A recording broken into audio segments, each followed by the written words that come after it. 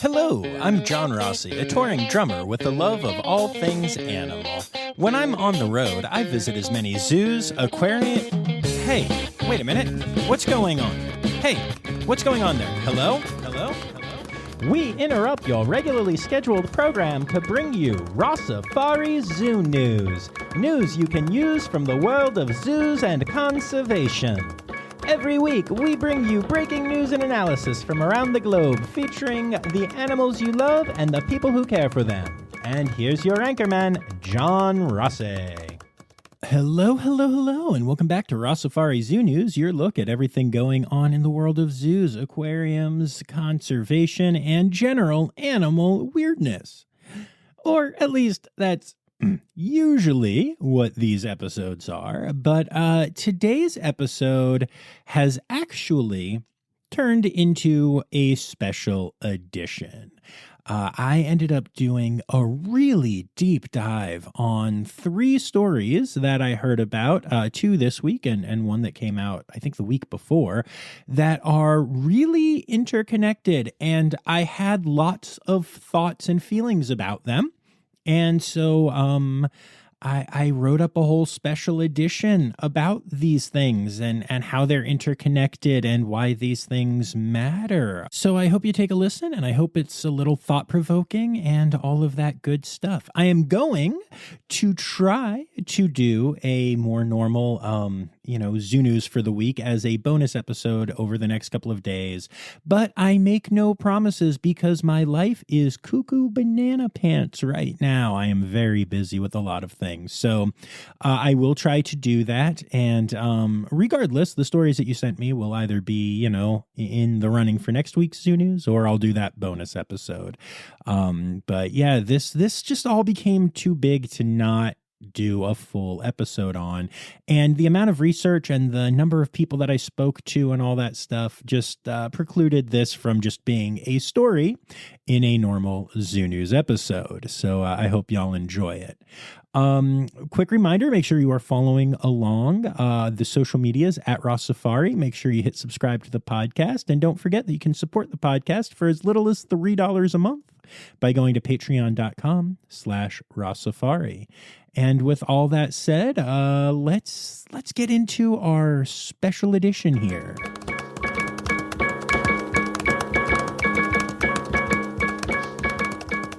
All right, so this episode is going to be spent talking about scary things that happen at zoos, transparency, and why something called FOIA is something that zoos and zoo fans need to be aware of. We are going to be talking about 3 zoos, all of which have appeared on the podcast, and all of which I'm a huge fan of. The Fort Worth Zoo, the Akron Zoo, and Connecticut's Beardsley Zoo. And this all starts with the biggest news story of the week, which was the viral video from the Fort Worth Zoo. Now, I'm guessing all of you have seen this by now, but if not, there is a video, mostly on TikTok, of a very scary thing that happened at the Fort Worth Zoo. The video shows 2 zookeepers out in the gorilla exhibit when suddenly a silverback gorilla named Elmo bursts onto the scene. Both zookeepers remain calm and are clearly well-trained for the experience, as they are both able to get off exhibit without anyone, human or non-human, getting hurt. It's a scary video to watch, and I want to pause here to point out that the keepers really did a great job. They know the animal well, they remembered their training, and they handled it perfectly.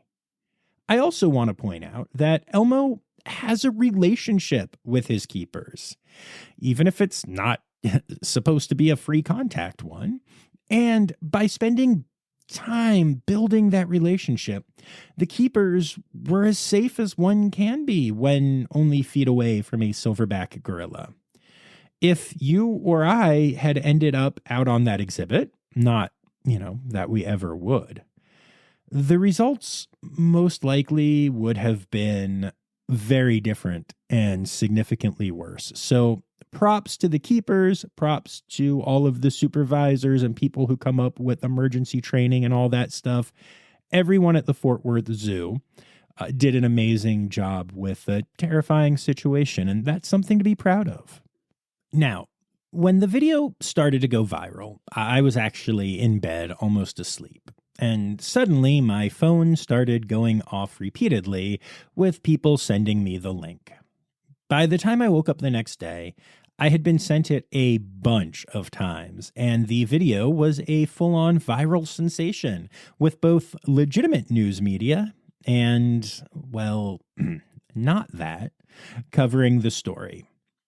The comments section on the video blew up, as one would imagine, with the usual debates and people jumping in to attack or defend the zoo based on their preconceived notions.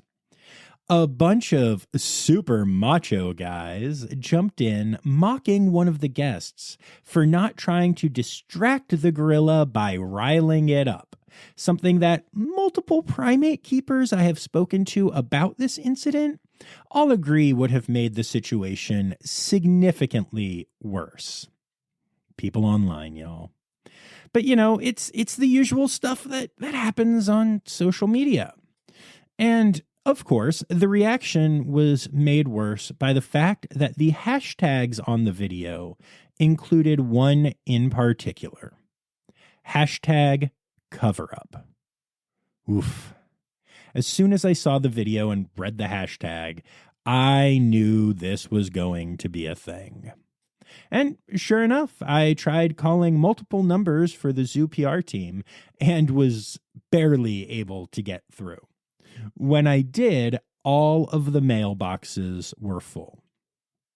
So, along with stating how incredible the work done by the keepers in that moment was, I also want to point out how incredible the PR and marketing teams at the Fort Worth Zoo, and honestly, all of the incredible zoos and aquariums out there are. Because they know they are always one moment away from something like this happening. Or something like the death of a beloved animal, or an unfair lawsuit brought by an organization claiming to be interested in animal rights, when really we all know how that goes. They're always one moment away from just something that is a part of zoo life that happens, and then they have to try to control the messaging about it as best they can, largely just because of the anti-zoo crowd. These people really do amazing work, and having close relationships with a lot of people in the PR side of the field, I can tell you that they stress about it a lot. But they keep doing the job because they love the work being done at their facilities, and they love the animals that are cared for there. So, props to all of my lovely PR people, and especially in this case to the team at the Fort Worth Zoo. So, anyway, I started checking the social media pages of the Fort Worth Zoo multiple times a day for a statement, and I'm glad I wasn't holding my breath, because the zoo has still not released a statement on social media, which we'll talk about more in a minute here. They did, however, release this statement on their website. And I'm quoting here. On October 20th, 2023, an incident led to two of our zookeepers sharing space with our 34-year-old silverback gorilla. Thankfully, there was no physical contact between keepers and gorilla, and all staff and animals are safe. Every day, the zookeepers shift the gorilla troop into their indoor habitat so that keepers can place the animal's lunch in their outdoor habitat. Due to keeper error, staff entered the yard unaware that the silverback was still in its habitat. The zookeepers work with and train these animals every day, and thanks to their knowledge and expertise, they navigated the situation calmly and were able to exit the yard safely. Understandably, the sharing of this video has been emotional for all keepers involved. And I think that last line in particular is the one that really matters for the next part of our discussion here. Now look, I constantly preach transparency on this podcast because at the end of the day, an honest dialogue where the zoo is able to control the messaging is much better than one in which the story gets out ahead of a zoo or aquarium. The best example of this is, of course, Blackfish. I'm assuming you all know this, but Blackfish is a documentary that sought to show the supposed evils of SeaWorld and their cetacean program, specifically seeking to illustrate the supposed evils of how the orcas at the facility were cared for.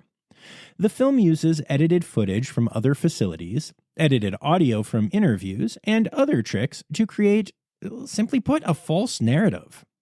However, the film managed to do a lot of damage to SeaWorld, which is an incredible group of facilities with amazing husbandry and animal care in general, and also one of the best rescue and rehabilitation programs in the world. It was so easy for people watching the film to believe everything they saw and attribute it all to SeaWorld because they had never seen the areas behind the scenes at SeaWorld before. The lack of transparency, even just about daily life for the animals and staff at the park, led to a lot of people buying into the film when it came out. And honestly, many people still take it as gospel today. Transparency is also incredibly important because almost every guest has a camera in their pockets now. So it's always easy to assume that at any moment, be it newsworthy or benign, it's going to be documented, especially at a zoo where people are constantly taking videos and photos of the animals anyway, just because, animals are cool. The fact that it seems like there is only one video of the incident at Fort Worth is actually incredible to me. And I think if there had been more than one, it probably would have gone viral closer to when the incident actually occurred. So yeah, I think transparency is wildly important because of those reasons, and also just because accredited zoos and aquariums are doing amazing work. And the more that is shared with the public, the more the old trust bucket gets filled up so that when something like this does happen, the public is able to understand that it is a rare occurrence, one negative incident amongst a huge host of incredible things that happen at these facilities daily.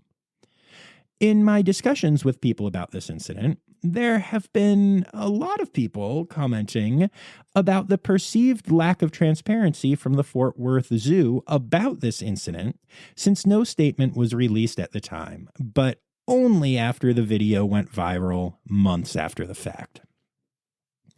Well, I'm probably going to shock a lot of you when I say this, but I don't think this counts as any kind of cover-up or lack of transparency on the part of the zoo.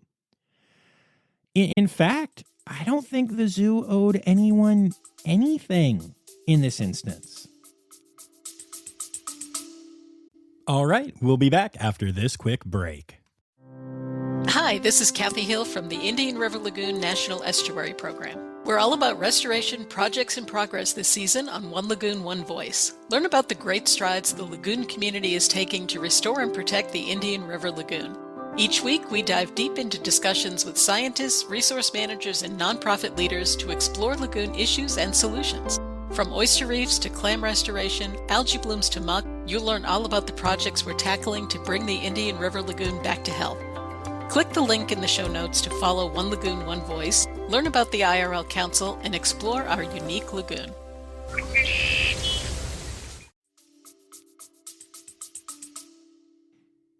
At the end of the day, a keeper made a mistake, and 2 people and 1 gorilla ended up in an unsafe environment that they handled beautifully, and nothing of consequence happened.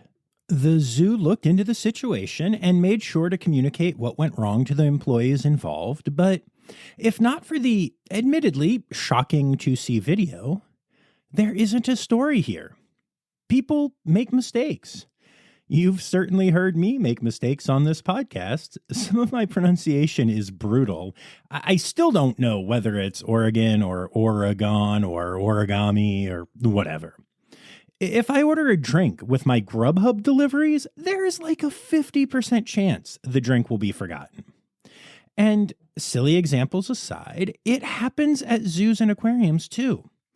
Every zookeeper jokes about waking up in the middle of the night wondering if they forgot to secure a lock. It's fortunate that when incidents happen, It's often with like an ambassador chinchilla or, a red panda escapes but goes into a tree right next to its exhibit and takes a nap. There is simply no need for facilities to report on these minor incidents unless there are some lasting consequences for the animals or the people involved. And you may be thinking, but John, this situation had a consequence. There's a video. I saw it. Well, yeah, but at the end of the day, everyone was fine. If this video hadn't surfaced, the Fort Worth Zoo would have nothing they need to share with the public. This isn't Harambe Part 2. This is a mistake that was corrected and is being handled in-house, as all mistakes at all companies should be. And it is important to remember, while zoos are public institutions, zookeepers are not celebrities. Thanks to the nature of zoos, they are people who are in front of the public from time to time, sometimes even a lot of the time. But they don't sign up for the job because of that. And for the keepers involved, both the ones on the video and any that are behind the scenes, I am sure that this was the worst day of their career, if not of their entire lives. I mean, think about this. Along with all of the amazing training they received that was running through their heads, I'm sure there was a lot of fear and panic going through their minds as well. I'm sure they were worried about their own health and safety, but were also worried about the health and safety of Elmo, an animal they have a relationship with, and which could be the one to pay the ultimate price for the mistake if things had gone south. This could have been a matter of life and death for both the keepers and the animal in question, but since there was no tragedy to report, I totally understand the zoo not wanting to share the worst moment of those keepers' careers or lives with the public. Even now, I can't help but think how terrible it must be for those women to have had that moment going viral. I still see myself drumming with Emily the elephant at least once a week when I hop on my various social media accounts. I can't imagine what it's like to log in and see the worst thing that someone ever experienced just blasted time after time.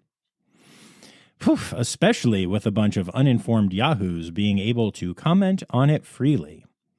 So yeah, this has all been a long-winded way of me, Mr. Johnny Transparency, saying that I actually don't think the zoo did anything wrong by not releasing a statement when this happened.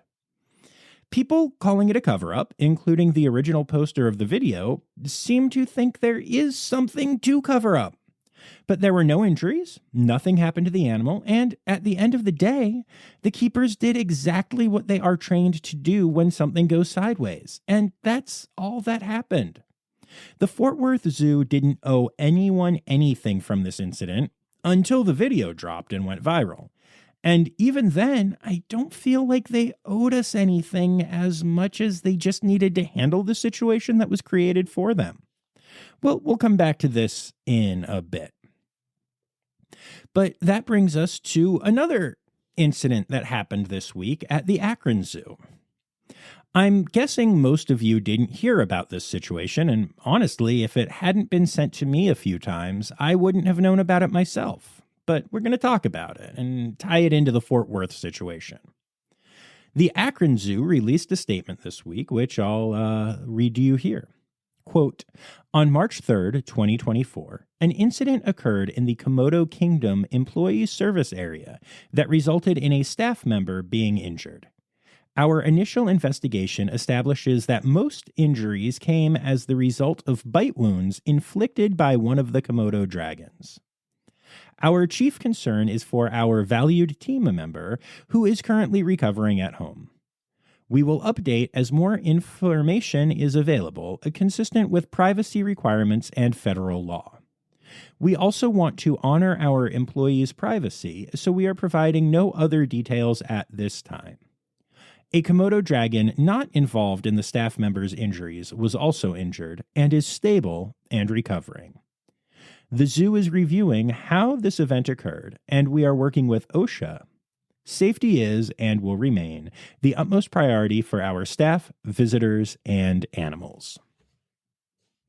And as a quick side note here, Komodo dragons are not a protected contact species, though each facility is able to determine whether free contact or protected contact is better for their individual animals.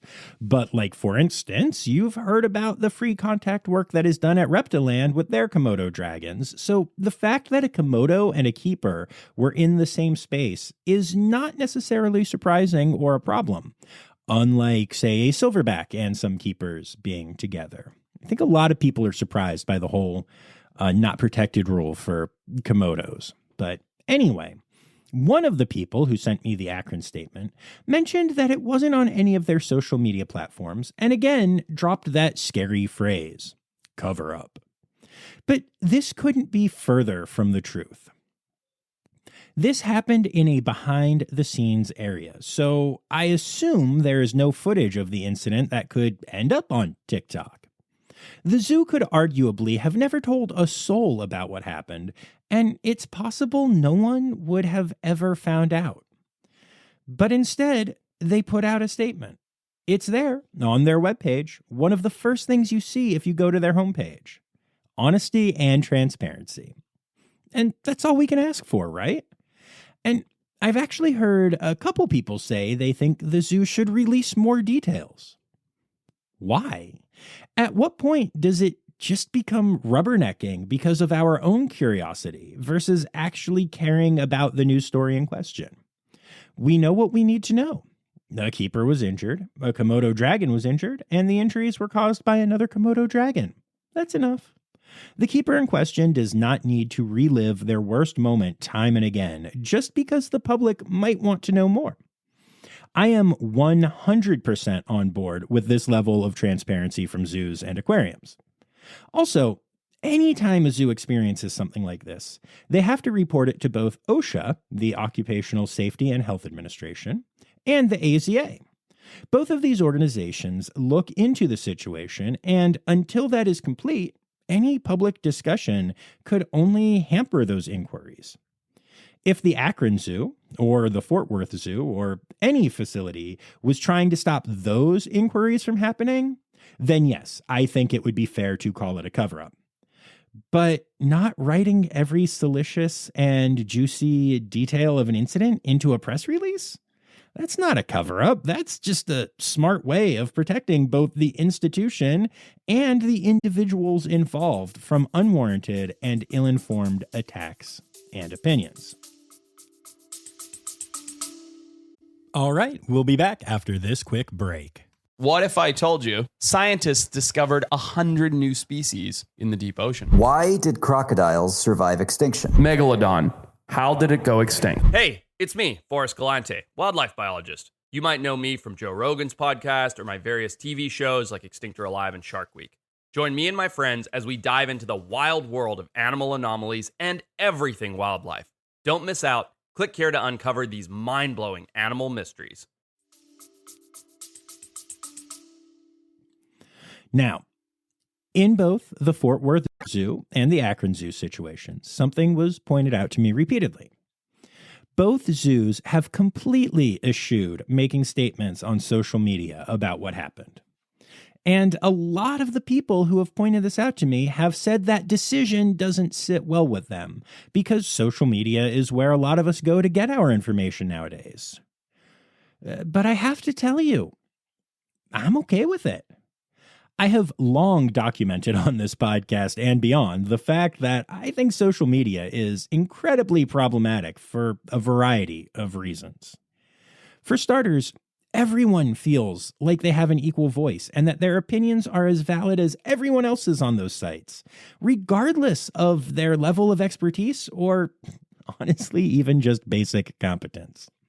A lot of the anti-zoo crowd is happy to follow zoos on these social media sites in order to attack comment sections and share anything they can distort into supporting their own silly beliefs. In the last few years in particular, people have become online tough guys, using the anonymity of an app to attack without fear of reprisal or really any consequence at all. And it all becomes one big swirling echo chamber, and it's just gross. And this goes far beyond the zoo world, too.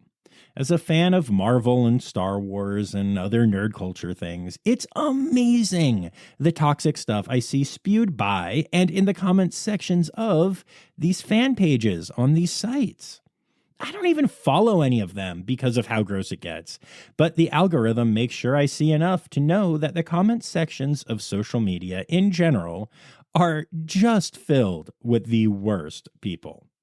I mean, heck, we've had a few times where I share stuff on the podcast or in my stories about zoos and aquariums that are getting posts attacked by these numbskulls, and a lot of us charge in and add positive comments and work to drown out the idiots altogether. It's honestly something I'm really proud of the Rossifari community for doing. But yeah, while I do appreciate all of the things zoos and aquariums do share on social media and all of the transparency that can be found there, I'm also perfectly okay with zoos sharing their press releases on their websites and not blasting everything they put out into the ridiculous social media sphere, especially the negative stuff. I've actually been monitoring both zoos' social media posts this week, and a shockingly small number of people have commented on the various Fort Worth Zoo posts about the gorilla situation. And honestly, I haven't seen a single comment on any of the Akron posts about the Komodo situation. And honestly, I love to see that. Now, of course, the original video about the Fort Worth Zoo on TikTok has 7.3 million likes and has been shared over 167,000 times already. But even that video hasn't really gotten nearly the same traction on other social media sites. And look, at the end of the day, as long as zoos are being transparent when necessary, I don't really care if they don't put their worst moments out into the social media sphere. Posting a press release gets the job done. It's not necessary to allow @BobbyR36752 to comment on it, just to allow Mark Zuckerberg to get a little richer. Social media allows for the worst instincts of people to take over. And the ease of sharing, commenting, stitching, etc. makes it so that only the worst stuff may get blasted to the world, which just doesn't seem fair to these facilities or to the zoo community at large. We all have enough stupid anti-zoo rhetoric to contend with without every story like this being shared by each facility, especially because it would just be easy to distort, easy to abuse. Look at what social media has done to the intellect of the general public as a whole. There are more flat earthers now than ever before, at least since, that was the norm. Anti-vaccine conspiracy theories have spread so fast that we suddenly have people dying needlessly from COVID, suddenly having measles and polio outbreaks in the United States again. This is crazy. And the idea of not putting something that can add flames to the anti-zoo movement onto social media channels seems, to me, to be more about stopping the abuse of the information provided than about hiding the information. And just to clarify my stance here, I know I said I have no problem with Fort Worth not sharing the info, but that I'm glad that Akron did share their story. And I want to explain briefly that, I feel that way because in the Fort Worth case, no one was injured. And at Akron, there were injuries to both a keeper and an animal. So I do think they are different situations, and I'm glad that both zoos handled them as they did. Okay, so that was a lot, but we're not done yet. There's another angle to this entire discussion that needs to be addressed, and that angle is the FOIA angle. Now, I know the zoo world has too many acronyms, but FOIA isn't actually from the zoo world. FOIA stands for the Freedom of Information Act. Get ready for a quick civics lesson. Welcome to Civic Safari. FOIA is an act that was signed into law in 1966 and went into effect in 1967 that provides the public the right to request access to records from any federal agency. Federal agencies are required to disclose any information requested under FOIA unless it falls under one of 9 exemptions provided. Those exemptions combine to protect interests such as personal privacy, national security, and law enforcement. Over the years, FOIA has evolved to mandate that federal agencies post certain types of information online even when it's not requested by the public. The original idea for the law came about back in the 1950s in reaction to the government trying to be more secretive during the start of the Cold War. The initial FOIA bill was a good start, but then when Watergate shook the Nixon presidency, the government expanded the act, with President Reagan making it even more expansive in 1982. All of these things made FOIA a powerful tool for individuals to use, but it really took off in 96 when President Bill Clinton signed the Electronic Freedom of Information Act amendments, which made FOIA disclosures available electronically. Then, in 2016, President Obama signed the FOIA Improvement Act, giving the law its broadest reach yet and codifying the idea that all federal agencies should work under a presumption of disclosure, meaning that when FOIA records are requested, the agency should start off by assuming they must disclose the information and then only not do so if certain exemptions are met. With these last 2 improvements to the law, it became a lot more commonplace to start seeing journalists and everyday citizens, including activists, using FOIA to get information about a wide variety of things that were not disclosed by the government previously. A lot of these disclosures were released online, and a lot of the scandals that have come out in recent years were uncovered because of these FOIA requests. And so I told you all of that to tell you this.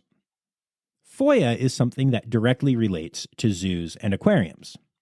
There's a couple of reasons for this. To start with, many of the animals in these facilities are subject to USDA inspections, and the USDA, United States Department of Agriculture, is involved if there is an issue with an animal. OSHA, which I mentioned earlier, is also a federal agency, so anytime an employee is injured, OSHA will get involved.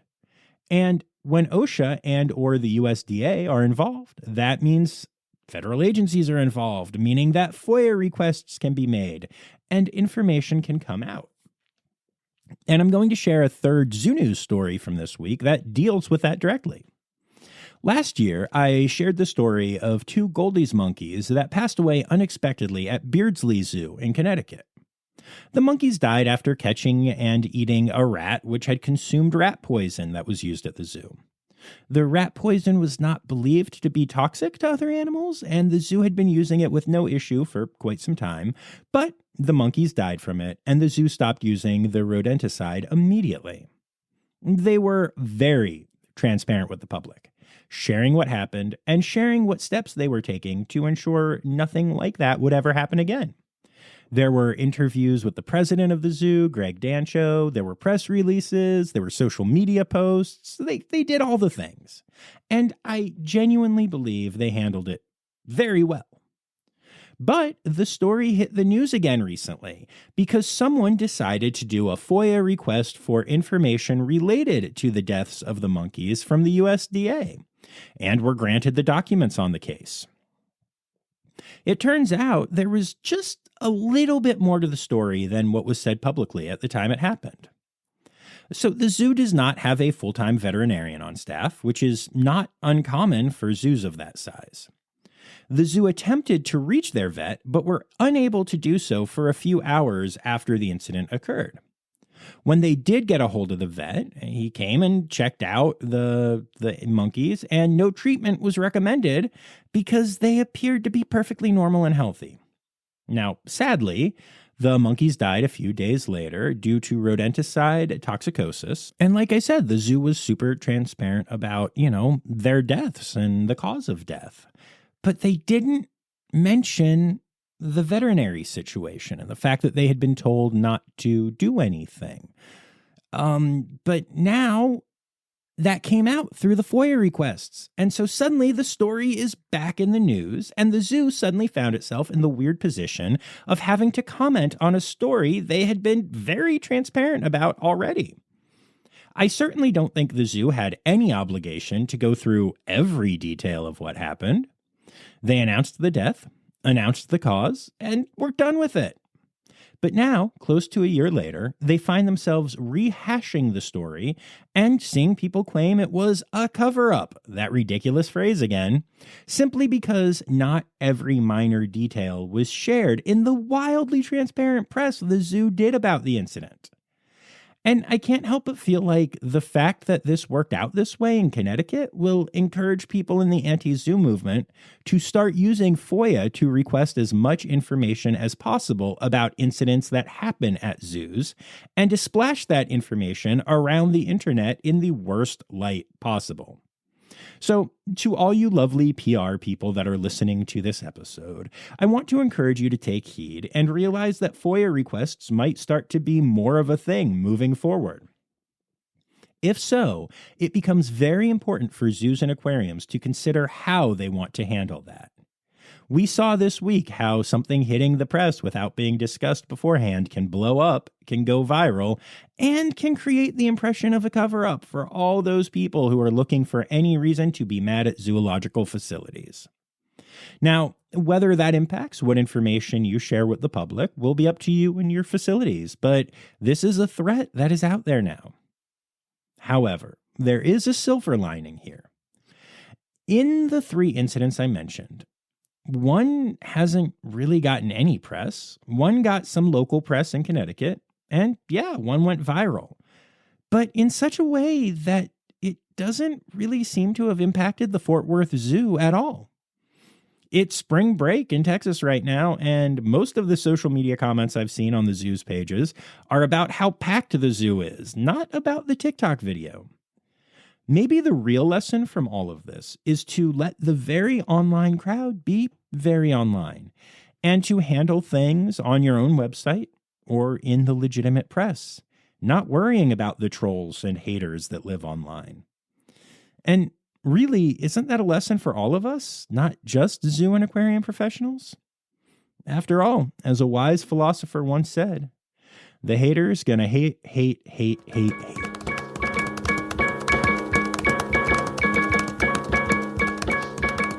Well, I really hope y'all enjoyed this deep dive. It was something that was heavy on my mind and heart this week, and I didn't expect it to go so long, but hey, it did. I will, like I said, try to get a regular Zoo News episode out in the next few days, if time permits, no promises. And all of you who contributed stories this week will hear your names in that episode or in next week's Zoo News, because I do appreciate y'all, and I have a huge list, and y'all are awesome. I do want to take a moment to thank my Red Panda level patrons, Dr. Laura Schenk, Dr. Stephen Williamson, Barbara Bennett, and Jenny Owens. And I just want to take an extra second to remind y'all that even though we did talk about a lot of stuff that went down at the Fort Worth Zoo, Beardsley Zoo, and the Akron Zoo in this episode, they are all incredible zoological facilities. I am proud to have shared them on my podcast. I am hopeful that I will get to share more of the stories at all of them with y'all in the future. And I know that they are just amazing places, and I'm proud of my association with all of them. So I just wanted to share that with you all, as well as to share this quick reminder that the words Newsy credits backwards are Steiderk Yiswen. The Rossifari podcast is produced, hosted, and engineered by John Rossi. Editing and fact-checking by John and Dr. Zoe Rossi. Our theme song is Sevens by Nathan Burke, performed by Nathan and John. Interrupting John theme and additional voices by Taylor Isaac Gray. You can reach John directly on Instagram and Facebook at Rossifari or by email at rossifaripod@gmail.com. Rossifari is part of the Daydreamer Media Network. Now, stop listening to me and go visit a zoo.